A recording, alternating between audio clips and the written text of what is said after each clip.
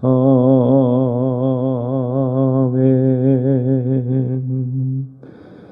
요한복음 6장 60절에서 71절까지입니다. 요한복음 6장 60절에서 71절까지입니다. 제자 중 여럿이 듣고 말하되 이 말씀은 어렵도다. 누가 들을 수 있느냐 한데 예수께서 스스로 제자들이 이 말씀에 대하여 수군거리는 줄 아시고 이르시되 이 말이 너희에게 걸림이 되느냐? 그러면 너희는 인자가 이전에 있던 곳으로 올라가는 것을 본다면 어떻게 하겠느냐? 살리는 것은 영이니 육은 무익하니라. 내가 너희에게 이른 말은 영이요 생명이라. 그러나 너희 중에 믿지 아니하는 자들이 있느니라 하시니 이는 예수께서 믿지 아니하는 자들이 누구며 자기를 팔자가 누구인지 처음부터 아심이러라. 또 이르시되 그러므로 전에 너희에게 말하기를 내 아버지께서 오게 하여 주지 아니하시면 누구든지 내게 올 수 없다 하였노라 하시니라. 그때부터 그의 제자 중에서 많은 사람이 떠나가고 다시 그와 함께 다니지 아니하더라. 예수께서 12 제자에게 이르시되 너희도 가려느냐? 시몬 베드로가 대답하되 주여 영생의 말씀이 주께 있사오니 우리가 누구에게로 가오리이까?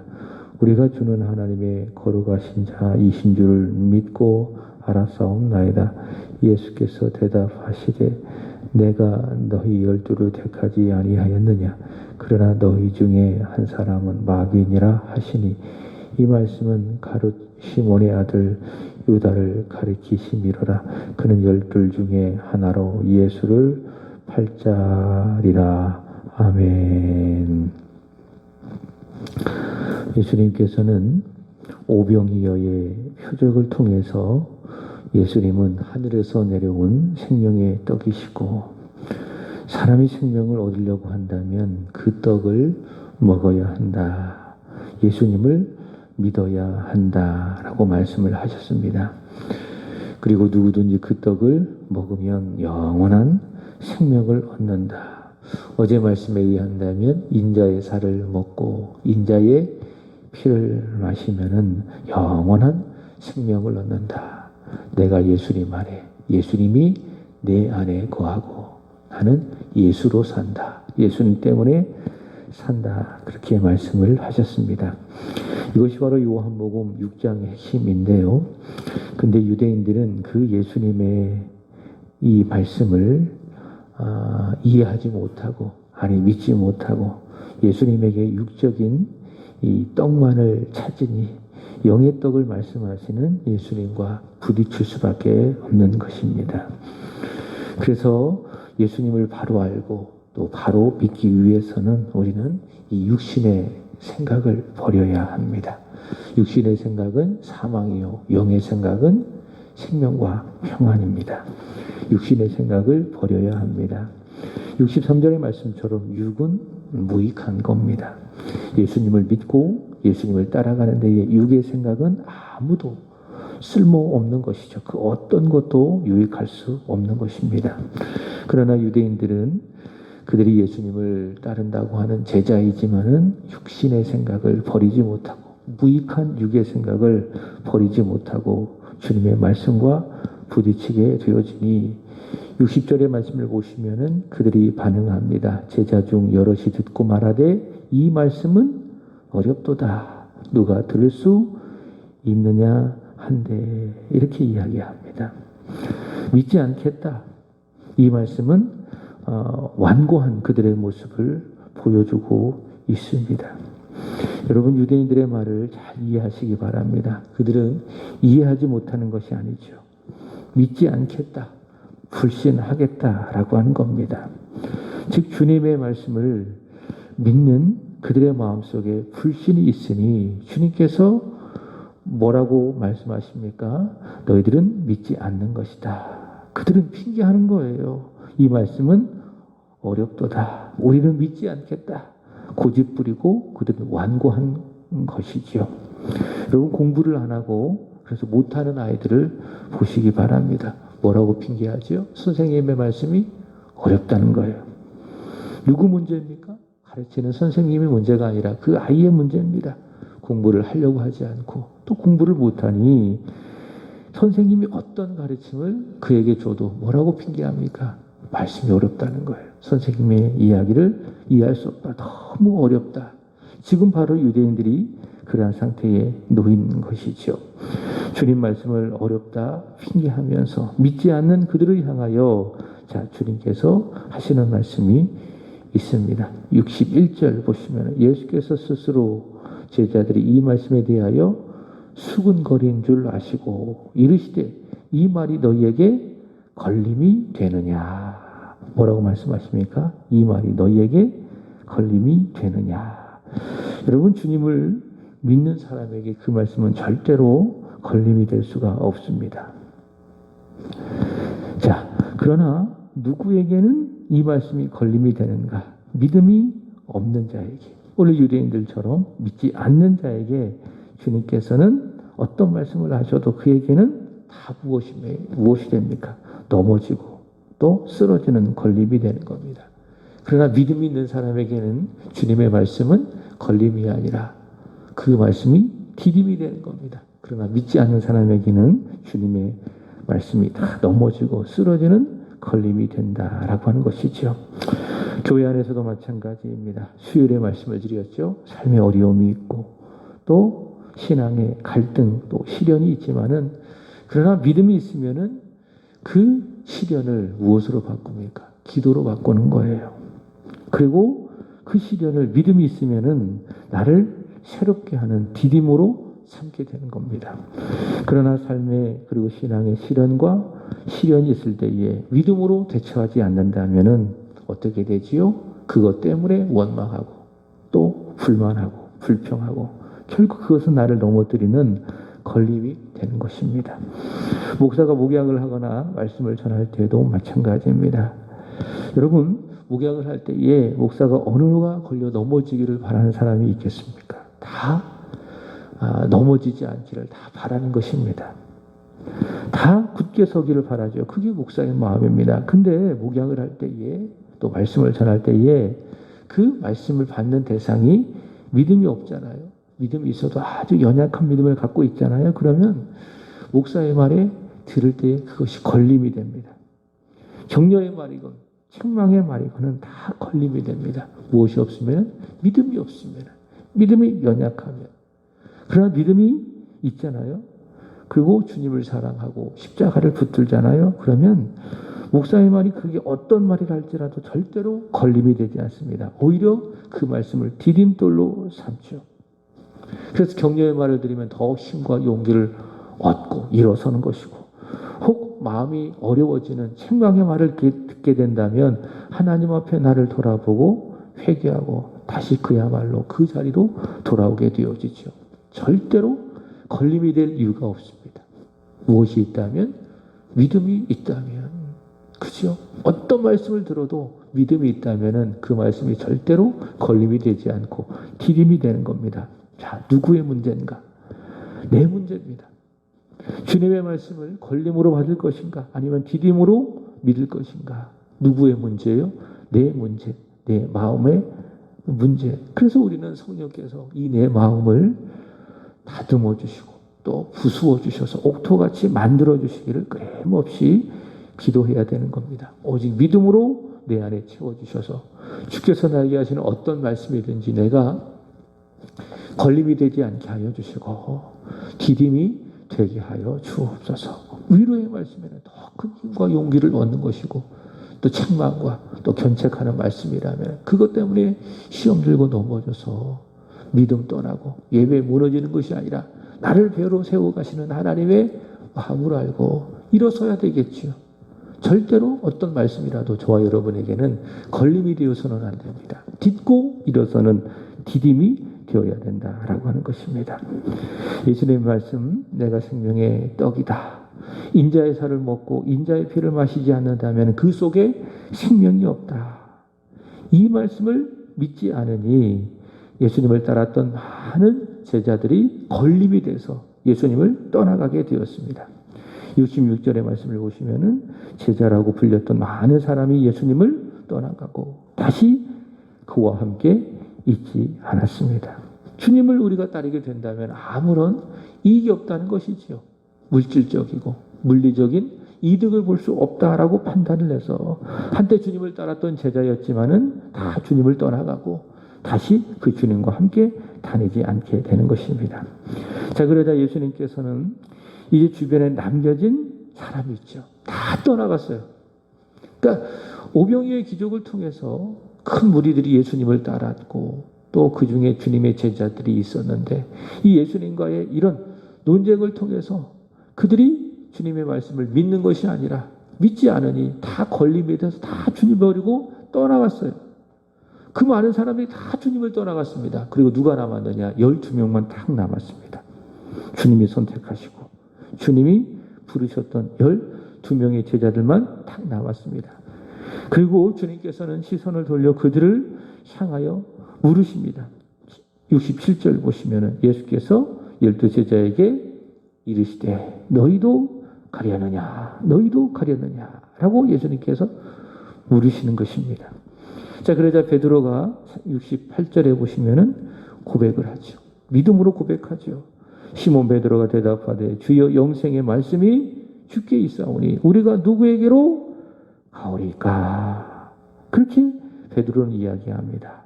그리고 69절 우리는 주는 하나님의 거룩하신 자인 줄을 믿고 알았사옵나이다. 이렇게 고백을 합니다. 여러분, 비록 베드로는요 다혈질이고 급한 성격이고 말보다는 이 행동이 앞서는 사람입니다. 이게 베드로입니다. 그래도 그는 믿음의 사람입니다. 그래서 다 떠나가지만은 그는 당당하게 주님 앞에 자신의 믿음을 밝히는 것이지요. 주님, 영생의 말씀이 주님에게 있는데 우리가 누구에게로 가겠습니까? 주는 하나님의 거룩한 자, 다시 말해 하나님이 보내신 하나님의 아들이시고 그리스도이심을 우리가 알고 믿었습니다. 그는 이렇게 고백을 합니다. 먼저 여러분, 교회를 떠나지 마십시오. 교회 떠나지 마십시오.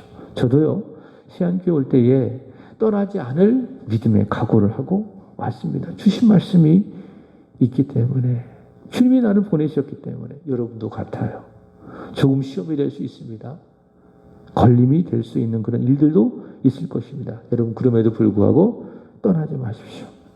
베드로처럼 고백하십시오. 하나님, 영생의 말씀이 우리 교회에 있습니다.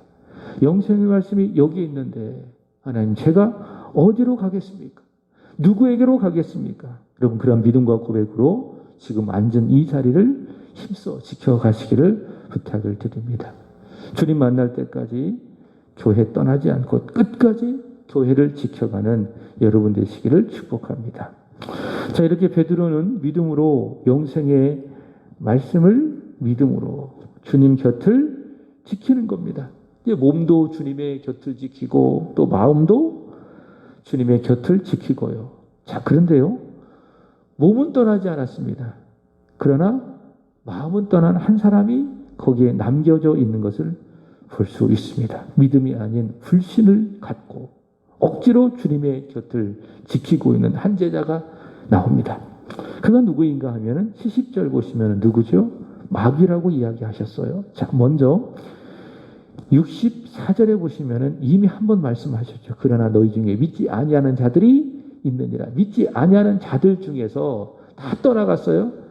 근데 몸은 떠나가지 않았지만 마음은 떠나간 한 사람이 누구인가 하면은 바로 가룟 유다입니다. 가룟 유다. 한 사람이 남았고요. 또 그 사람을 향하여 70절의 말씀을 보시면은 예수님께서 뭐라고 말씀하십니까? 마귀라고 이야기해요. 마귀.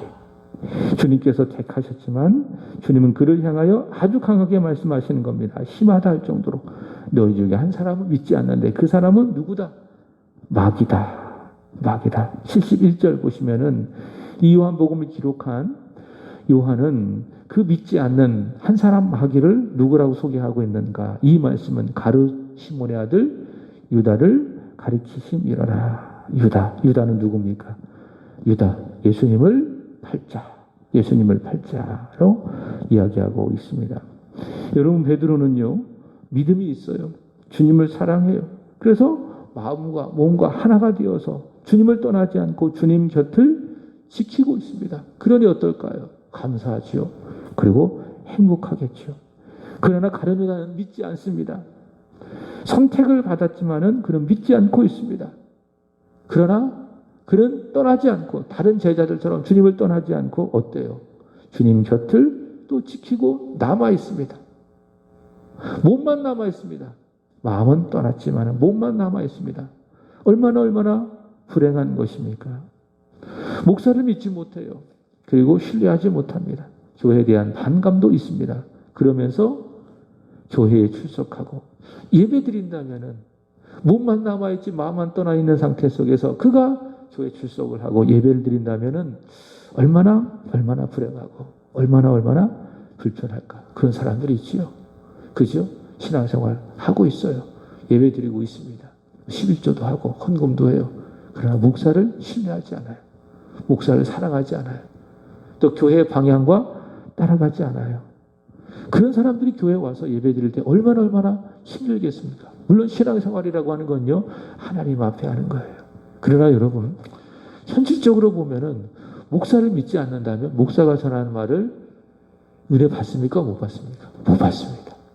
이거는 엄연한 현실입니다. 신앙생활은 하나님과 나와의 관계이지만은 그러나 목사와의 관계가 불편하잖아요. 그럼 그 교회에서 절대로 은혜 못 받아요. 사람이 그렇지 않습니까? 상대방에 대한 신뢰를 잃었는데 믿지를 않는데 사랑하지 않는데 그 사람이 하는 말이 들리겠어요? 안 들리겠어요? 안 들려요. 방금 말씀드린 것처럼 모든 말씀이 다 걸림이 돼요. 믿질 않는 애. 좋은 말이면은 뭐 그러려니 하고 나쁜 말이면 그것 때문에 또 시험 걸려 넘어지고 가룟 유다가 그래요. 주님 곁을 지키고 있습니다. 남아 있습니다. 그러나 믿음이 없어요. 주님을 불신하고 있습니다. 마음이 떠났어요. 그럼에도 불구하고 몸이 그 곁에 지켜 남아 있습니다. 얼마나 불행한 거예요. 얼마나 그에게 괴로웠을까. 그 시간들이 견디는 시간. 그러나 베드로는 그렇지 않죠. 주님을 믿잖아요. 주님을 사랑하잖아요. 주여 영생의 말씀이 여기 있는데 우리가 어디로 가겠습니까? 주님을 믿고 주님을 사랑하잖아요. 그 마음으로 주님의 곁을 지키니 얼마나 감사하겠는가. 얼마나 행복하겠는가. 비록 많은 사람들이 다 주님을 떠났지만은 나는 주님을 사랑하기에 영생의 말씀이고 생명의 떡이신 주님을 믿기에 이 자리를 지킨다라고 하는 것이 얼마나 큰 행복이요 얼마나 큰 감사의 조건이겠는가. 그러나 가룟 유다는 그렇지 않는 거예요. 주님을 안 믿어요. 주님을 팔려고 하는 배신의 마음도 그 마음속 깊은 곳에 있습니다. 그것을 숨기고 물론 주님은 그 마음을 알고 계시지만은 그 마음을 숨기고 그 곁을 아닌 척하면서 위선적인 마음으로 주님 곁을 지킬 때에 얼마나 그에게 불행하겠는가. 얼마나 그에게 불편하겠는가. 전교회입니다. 그게 출석한 지 25년 되신 분입니다. 내 때가 되어서 권사도 되었습니다. 근데 어느 순간부터 목사님과의 관계가 금이 가기 시작했습니다. 그래서 목사님을 믿지 않아요. 헌금도 하지 않아요. 11조도 하지 않아요. 왜? 그것 가지고 목사님이 유용한다고 잘못 쓴다고 오해를 해서 11조도 하지 않습니다. 근데 새벽 기도도 막 열심히 나와요. 예배도 열심히 드립니다. 은혜 받을 수 있을까요? 절대로 은혜 못 받아요. 절대로 은혜 못 받습니다. 불행한 일입니다. 몸만 있어요. 마음은 떠나 있는데 예배가 안 되는데 그 자리를 지키고 있습니다. 은혜를 못 받는데 예배 드리고 있습니다. 견디면서 있어요. 얼마나 불행한 거예요. 목사님도 안타깝고 불행하고 그 사람도 불행하고 그런 사람이 권사예요. 그런 사람이 안수집사예요. 얼마나 서로 불행한 겁니까? 그래서 말하고 싶어요. 교회 떠나시라고. 다른 데 가서 예배 드리면서 은혜 받으시라고. 근데 마음 떠나 있는 상태 속에서 믿음이 없는 상태 속에서 불신 속에서 견디면서 예배를 드리는 그 사람의 영혼이 얼마나 불행하고 얼마나 불편한 것인가. 지금 가룟 유다가 그래요. 다 떠났어요. 그도 떠나야 돼요. 차라리 그게 나아요. 근데 떠나지 않고 마음이 없는 상태 속에서 60만 그 자리에 지키고 있으면서 주님의 말씀을 들으니 다 걸림이 되지 않겠습니까? 그래서 결국 나중에 어떻게 됩니까? 배반하고 마귀에게 지배당하고 불행하게 되고 그 인생이 망가진 것 아니겠습니까? 여기 가룟 유다는 주님을 믿지 않는 사람입니다. 마귀입니다. 배신할 사람입니다. 그러나 주님을 떠나지 않고 그 자리를 지킵니다. 참으로 불행한 사람이 아닐 수 없습니다.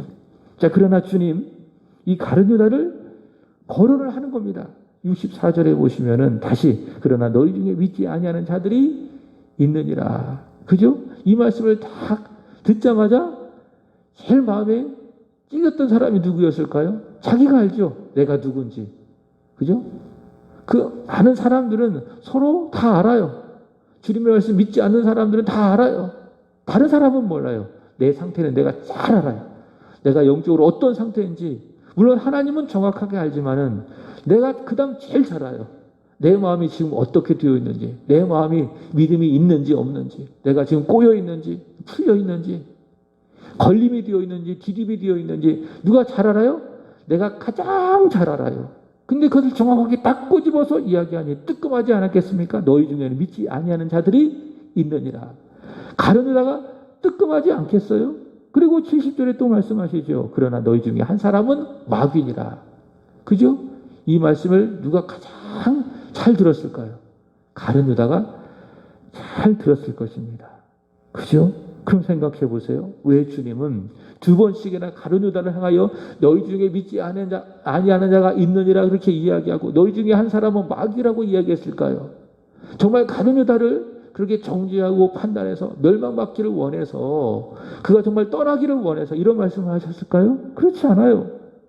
자, 63절의 말씀을 보시면 이런 말씀이 있습니다. 살리는 것은 영이니 육은 무익하니라. 내가 너희에게 이른 말은 영이요 생명이라. 주님의 말씀은 뭐라고요? 생명이래요. 그러니까 주님의 말씀은 어떤 말이에요? 살리는 말이에요. 마귀의 말은 죽이는 말이에요. 그게 말이에요. 주님의 말씀은 무엇이라고요? 살리는 말. 그래서 주님은 어떤 말씀을 하시는지 그 말은 다 살리는 말이에요. 생명이에요. 그러면 예수님께서 너희 중에 믿지 아니하는 자가 있느니라. 너희 중에 한 사람은 마귀니라.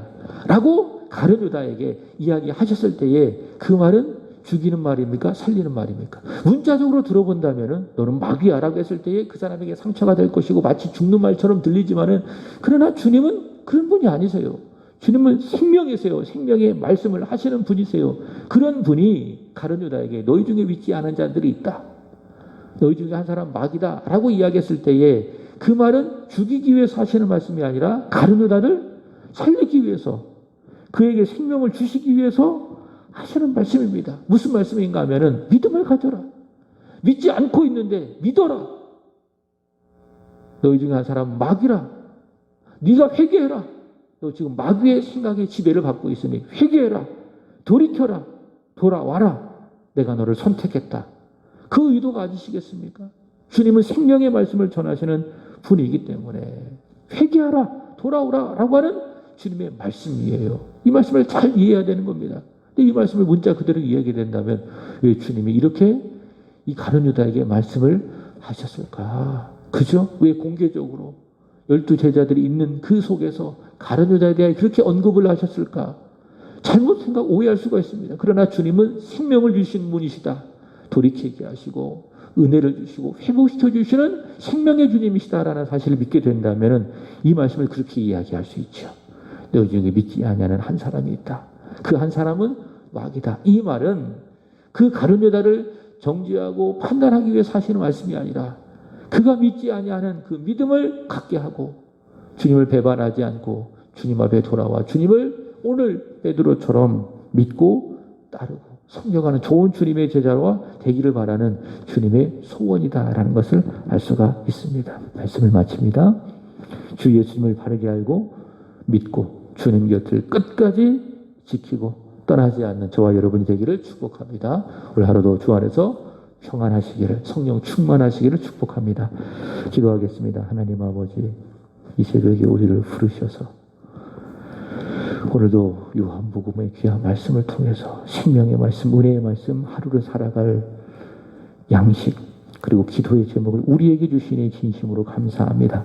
주님, 영생의 말씀이 주님에게 있는데 우리가 누구에게로 갈 수 있겠습니까? 주님, 영생의 말씀이 우리 교회 안에 우리에게 주어지는데 우리가 어디로 떠날 수 있겠습니까? 하나님 더 큰 믿음, 은혜를 허락하여 주셔서 주님 곁을 끝까지 지키게 하여 주시고 주님이 우리에게 허락하신 교회 끝까지 지켜갈 수 있도록 은혜 베풀어 주시기를 간절히 원합니다. 하나님, 마음 떠났지만 몸만 지켜있는 그런 불행한 자들 한 사람도 없도록 주여 도와주시고 진정한 믿음, 진정한 신뢰, 진정한 사랑을 가지고 주님 곁을 지키고 믿음을 지켜서 주 예수 그리스도에게 큰 기쁨과 영광이 되어주고 우리 믿음에도 큰 행복과 감사와 유익이 되게 하여 주시옵소서. 하나님, 오늘은 오구역을 위하여 기도드립니다. 원로 목사님, 사모님, 이정열 권사님, 이종태 목사님, 기련숙 사모님, 이기쁨, 이은총, 길호연, 손용솜 집사님, 박형건, 공소영 집사님, 박하랑, 김윤심 권사님, 최영재, 이송희 부부, 일본에서 복음을 전하시는 윤준수, 양금래 선교사님, 윤예림, 윤재준, 하나님 이들을 기억해 주시기를 원합니다. 영생의 말씀, 진리 안에 거하게 하시고 진리 안에 받아 누리는 하나님의 축복이 올 하루도 가정과 또 저들의 삶 속에 있게 하여 주시옵소서. 특별히 일본에서 복음을 전하시는 우리 윤주수 선교사님의 사역 속에 성령 하나님의 충만하심이 기름 부어 주심이 있게 하여 주시옵소서. 하나님, 코로나 4차 유행의 단계에 접어들었습니다. 우리 대전 지역도 60명의 확진자가 일어남으로 말미암아 우리의 마음이 걱정되고 또 불안합니다. 하나님, 이 모든 것들을 주님의 손에 맡겨드리오니 복도 화도 주님의 손에 있사오니 주의 뜻대로 행하여 주시기를 원하며 특별히 우리 사랑하는 성도들, 하나님 가정 또 자녀, 일터 이 모든 어려움으로부터 환난 가운데 지켜주시는 은혜가 있게 하여 주시고 경제적으로 어려움을 당한 이들이 있다면 하나님께서 채워주시는 은혜의 공급이 있게 하여 주시옵소서. 주님 앞에 드려지는 241번째 1000번째 받아주시고 변함없이 믿음 거룩한 소망 담아 주님 앞에 드렸사오니 기쁘게 연락해 주시기를 원하며 반드시 잘 되고 하나님께서 열어주시는 형통의 축복이 있게 하여 주시옵소서. 이 시간 기도하는 한 분 한 분 머리 위에 하나님의 성령에 충만하여 주심이 있게 하여 주시고 하나님, 우리가 기도하되 성령으로 기도하게 하여 주옵소서. 그래서 응답받게 하여 주옵소서. 오늘 밤에 있는 금요 기도에도 힘써 모이게 하여 주시고 함께 찬양하고 기도하고 말씀을 듣는 은혜의 시간이 되기를 간절히 기도하오며 구주 예수님의 이름으로 기도합나이다. 아멘. 하늘에 계신 우리 아버지,